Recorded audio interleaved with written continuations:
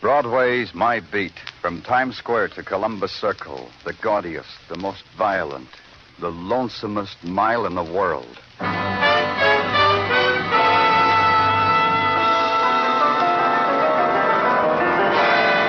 Broadway's My Beat, with Larry Thor as Detective Danny Clover.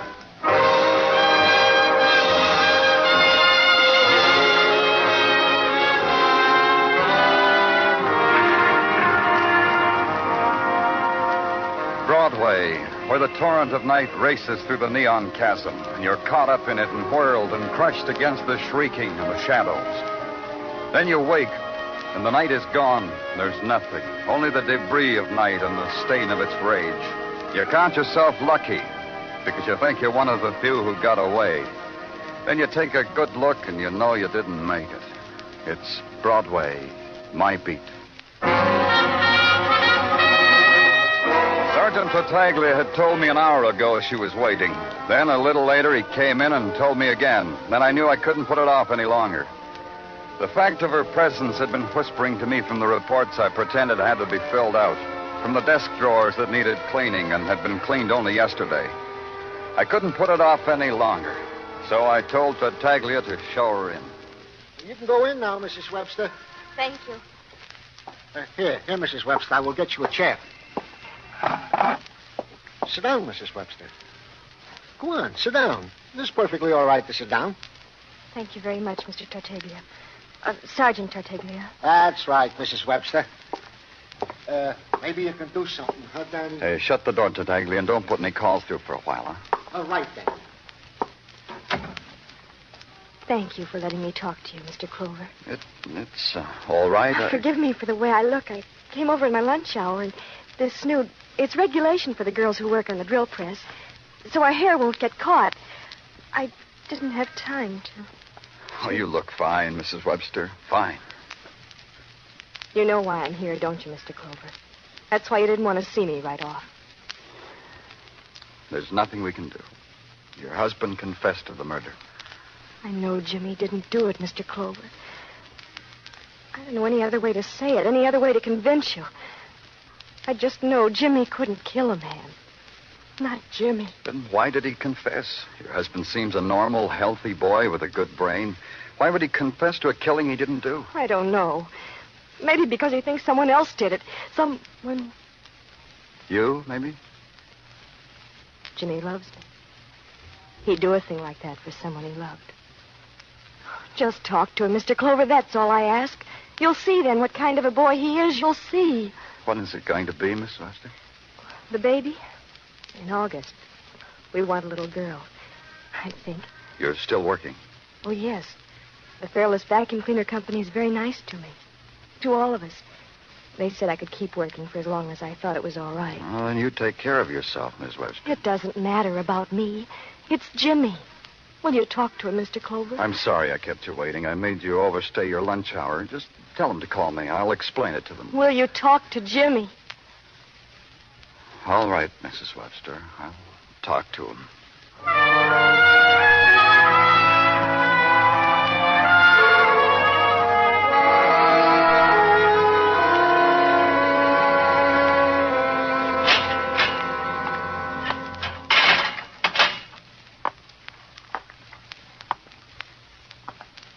So,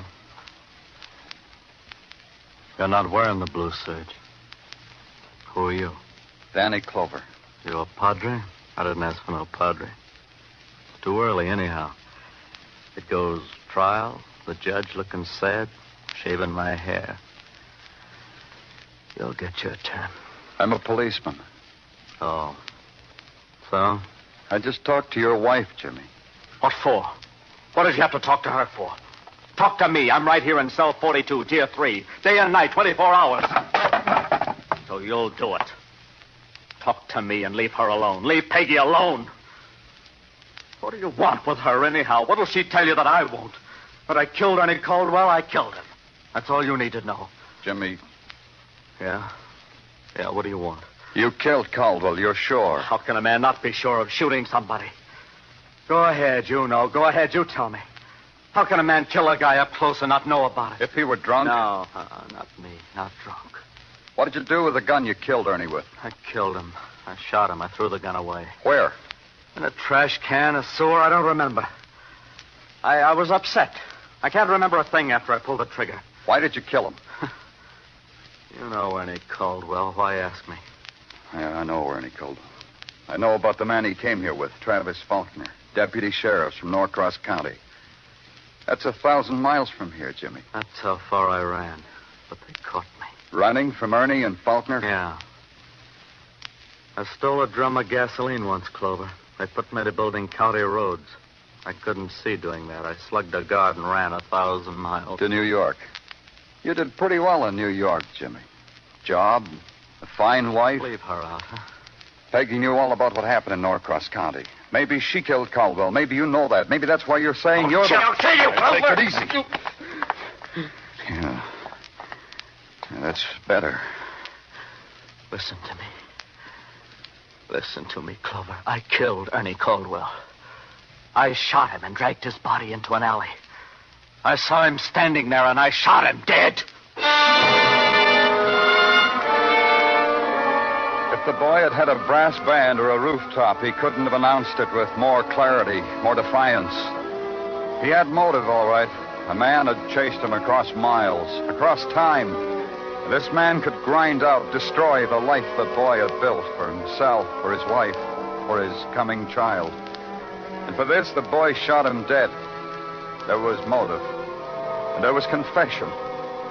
And I stayed with it and didn't stop to ask myself why.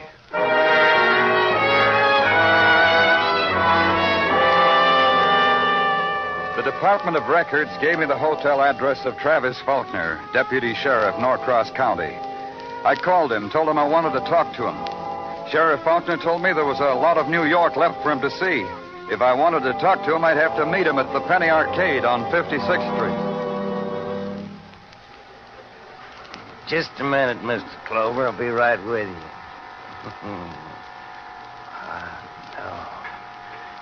Hot diggity, ziggity dog. It's too bad you can't share this with me, Mr. Clover, because I ain't gonna let you. Turkish delight. A night in a harem. Think you can deny yourself for a little while, Faulkner, just long enough to talk to me? Well, I'll tell you. My mouth's been watering to get at those guns over there. Why don't you talk to me while I do a little shooting? What do you want to talk to a country sheriff about, Lieutenant? Jimmy Webster. Let's talk about him. Just saying his name leaves a dirty taste in my mouth, Lieutenant. What are you New York police waiting for? Why don't you execute him? Right now. Electric chair. That's how you go about it out here, isn't it? That's right, Sheriff. That's too good for him. Quick like that. You know what I could get down on my knees and beg you for, Mr. Clover? No, I don't. Just leave me alone in a cell with him. Just for a little while. Hey, this looks like a good little cheap gun. I'll treat you, Lieutenant, if you'd care to shoot with me. I'm sorry, mister. I was going to use that gun. Were you now? Were you really going to do that, boy? Leave him alone, Faulkner. I said leave him alone. It's all right, son. You can use this gun. Yeah, it's all right. But you won't get in my way, will you, boy? No. Here, take the gun. I don't want it. I changed my mind. It's all right. Take it. Oh, thanks. Thanks, mister, but I changed my mind. We do a lot of things different here, Faulkner. Get used to it. You expect me to get used to that? I couldn't. No more than I could get used to the idea that my buddy was murdered right here in your fair city. Ernie Caldwell? Ernie was the best friend a man ever had. We were close, Ernie and me. And that pig killed him just because Ernie was doing his duty. Maybe he didn't kill Ernie. You not only do things different, you think different, don't you, Lieutenant? Boy's wife been crying on you? When you got to New York, you and Caldwell, you didn't try to take Webster right away. Your signed statement says you were here almost a day and a night before you tried to take him. Why was that? I'll tell you only because you asked me polite, Lieutenant. Ernie and me, we had an old acquaintance to look up, just to talk over old times. Oh, gone. This shooting's gonna rob me of my spoon change. Got 5 pennies for a nickel, Lieutenant. I poured 5 bright and shining coppers into his hand, toil-worn with pulling slot machine levers. I said no when he offered me the nickel. He said, well, now, thank you. I said goodbye. It was 3:30 when I left the arcade.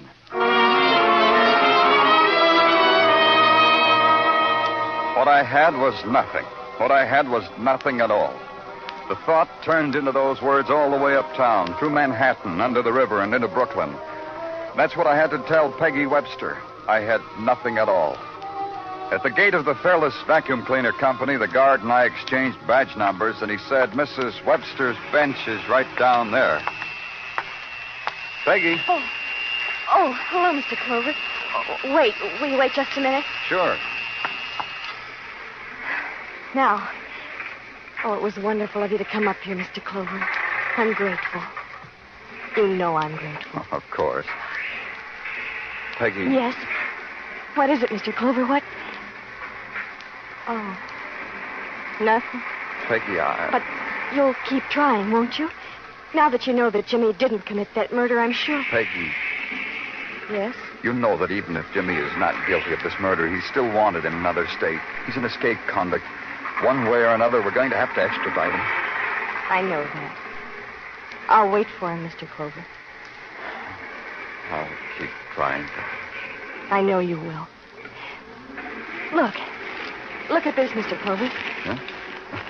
Pretty. Real pretty. I'll bet you don't even know what it is. No, I don't. But it's pretty. It's a rubber pad for a crib, Mr. Clover. Here, these boxes by my bench. They gave me a shower during the afternoon break. Huh? Blankets, bibs, diapers, nighties, and... This is strange. What is? This package. The messenger brought it a little while ago. The guard passed it through because he knew about the shower. Here, I'll show you. Oh, pillowcase. Hand embroidered. It's lovely. But what's strange about it? The card that came with it. Here it is. From Sophie Driscoll, Etna Hotel. And? Don't you see? I don't know any Sophie Driscoll. I thought she was a girl working here at the shop. I checked, and she isn't. I just don't know anyone by that name. Oh, that's quitting time, Mr. Clover. Yeah, I'll take you home, Peggy. And, Peggy, Yes? I'll take that card. The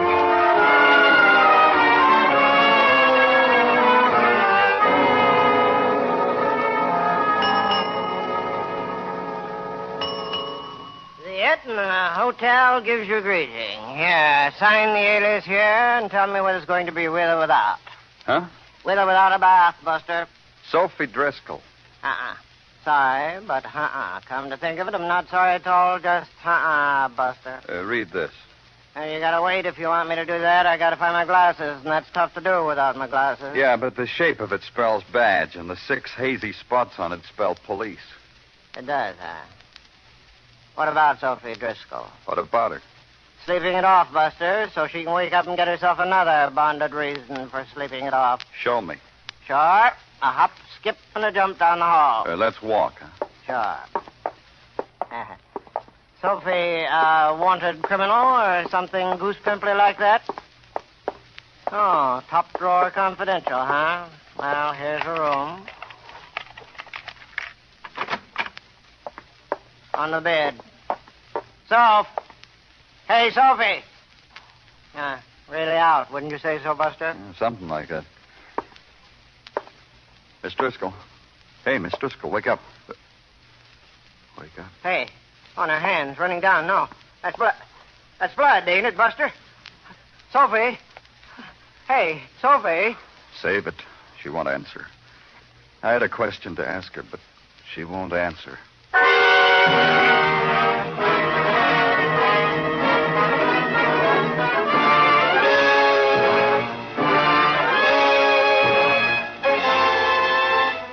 You are listening to Broadway's My Beat, written by Morton Fine and David Friedkin, and starring Larry Thor as Detective Danny Clover.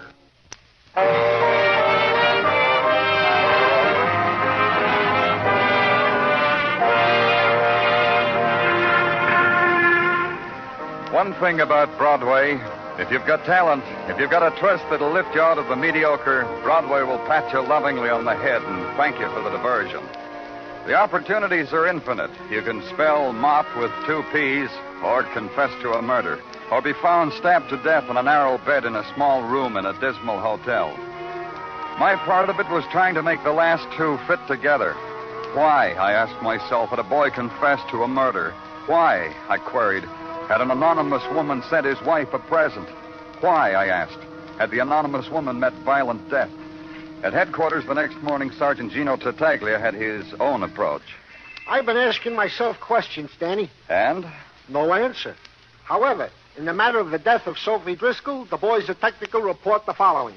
No fingerprints on the murder weapon. And? And to wit, thousands of fingerprints in that hotel room, perhaps going back to 1912. Mm-hmm. Conclusion to wit, we have indubitably encountered a riddle as to the death of Sophie Driscoll. Indubitably. What about the boy, Jimmy Webster? How is he? I peeked into his cell on the way up here. He sits there. I remarked to myself that he must be in a strange and storm-tossed mood. Indubitably. You've been improving your vocabulary again, Tartaglia. Ah, you noticed it, huh, Danny? Every night, Mrs. Tartaglia reads me to sleep with a word from the dictionary. Last night, it was indubitably. I'm happy for you. What else, Tartaglia? What else is a morsel which may or may not tweak your thinking bone? To wit, Sophie Driscoll, according to our intelligence, was a real sick girl. Oh, how? The moments she wasn't drinking were too few and far between. However, she was trying to get rid of her sickness. She was a patient of a phony who calls himself Doc Rundle. A doc who makes the Bowery his home and his office. The end of my report. Goodbye, Tartaglia. You gone someplace, Danny? Yeah, to Doc Rundle.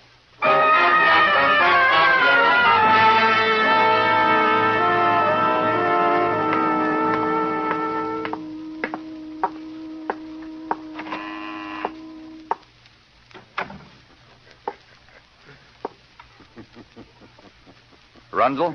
Doc Rundle? Wait your turn, boy. I'm having a daydream.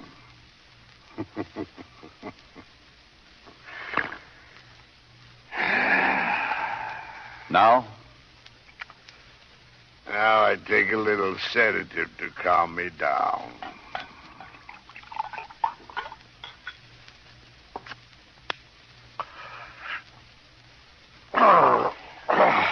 Now?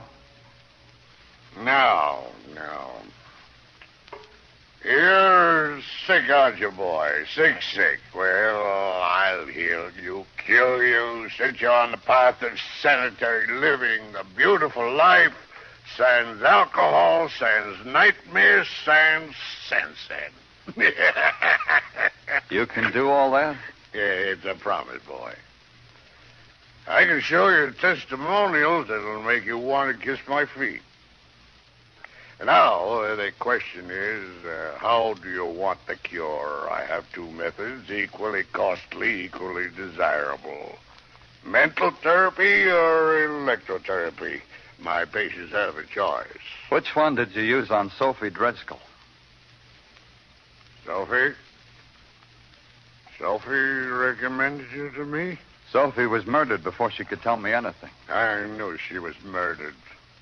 It brought great sorrow to all of us, to me especially. Share it with me, Doctor. Tell me about Sophie. Oh, give me a good sanitary reason why I should do that. I'm from the police.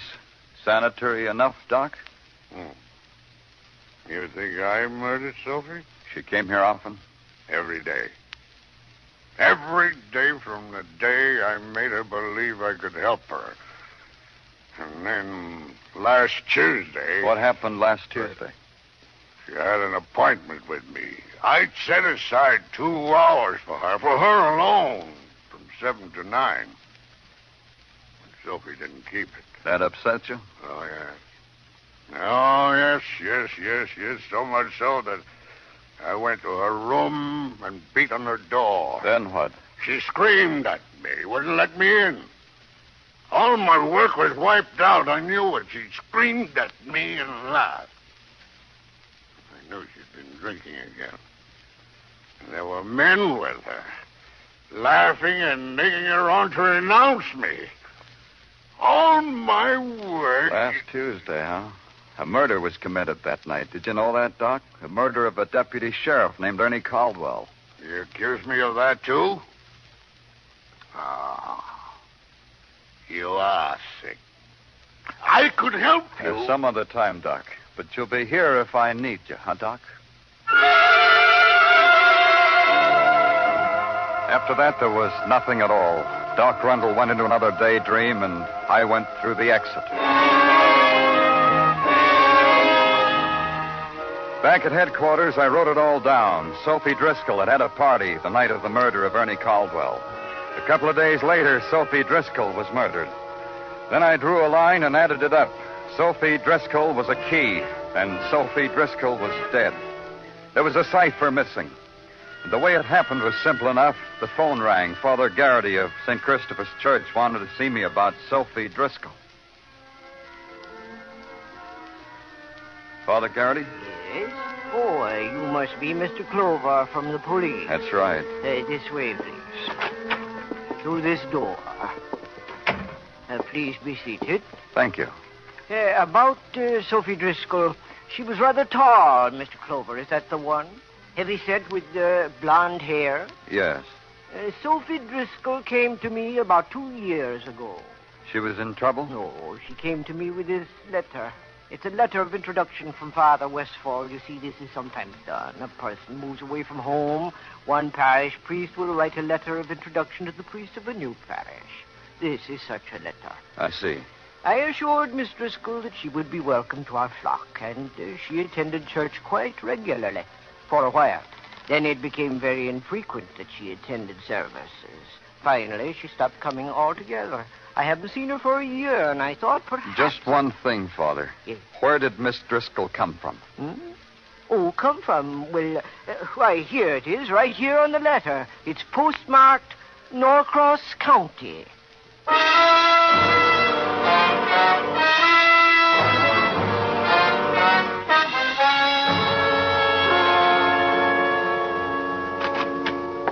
Have a nice talk with Father Garrity, Danny? You're eating again, Tartaglia. Yeah, Danny. I am eating circus peanuts Mrs. Tartaglia heisted from the Tartaglia children. Have some? Thanks, I will. Well, go ahead. Help yourself, Danny. Thank you. Ain't it awful the way nothing tastes so good as a stolen confection? Awful. Yeah. Have a nice talk with the father? Real nice. The father told me Sophie Driscoll came from Norcross County. Hey, Danny. You think maybe the father has got a grapevine into the police department? Huh?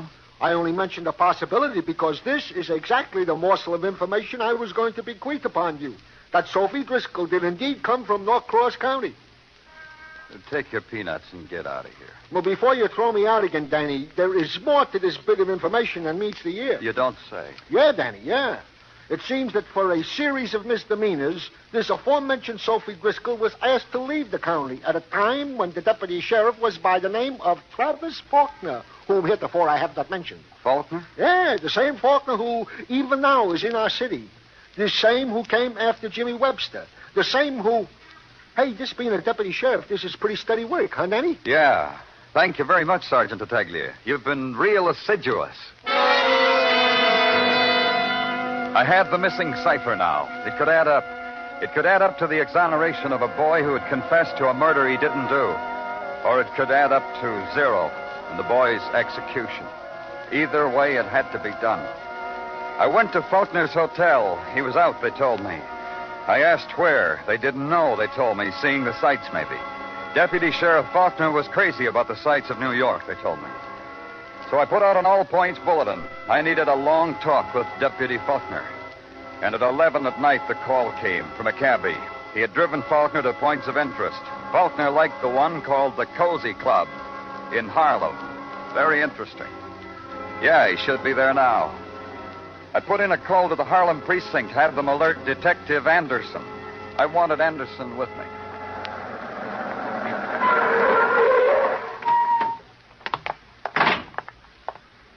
You made good time, Lieutenant. Hi, Anderson. They tell me you asked for me. Any special reason? No, I think I'm going to grab a killer. I'd just like to have you along. I might need you. Any special killer?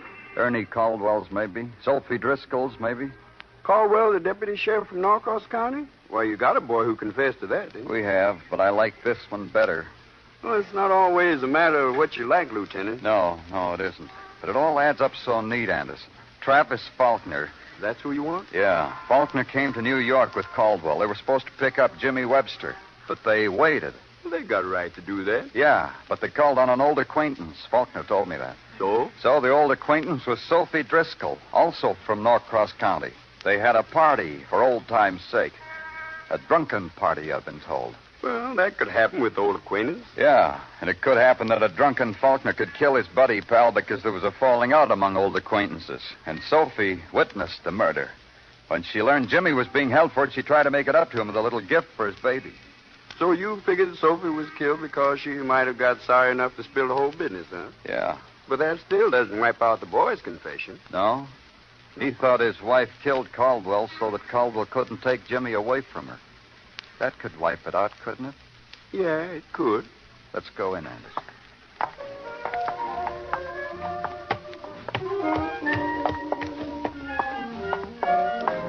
There he is, Anderson, over there. That man at the corner table? Yeah, come on.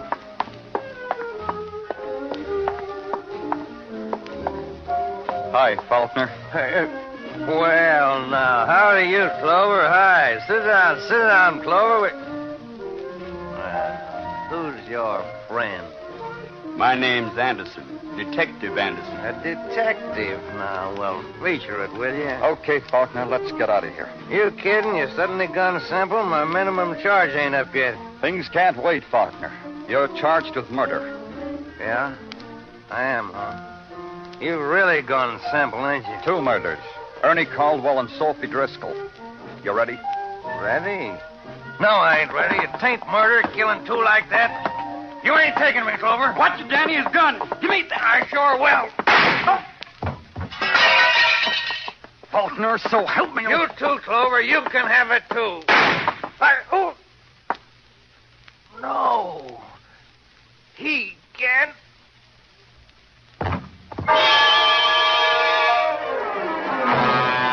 I watched Faulkner. There was a kind of fascination in watching a man like Faulkner. The sudden, swift ebb of his life as he crumpled there before me. His eyes closing over the final fact that the bullet from Anderson's gun had done it all. Anderson smiled up at me, ashamed of the hurt in his leg. He said something about, I was right after all.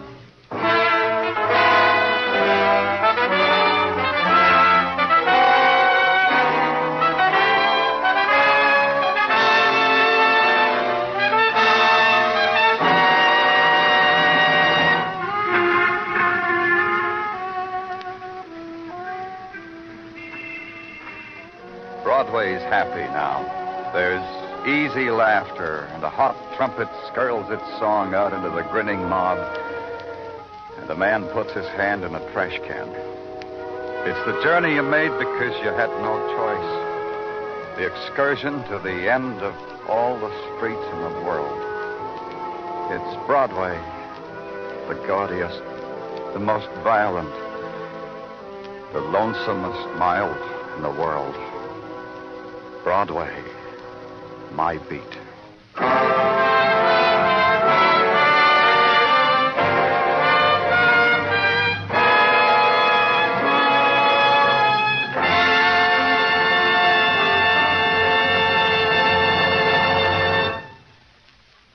Broadway's My Beat stars Larry Thor as Detective Danny Clover with Charles Calvert as Tartaglia. The program was produced and directed by Elliott Lewis. The musical score was composed and conducted by Alexander Courage.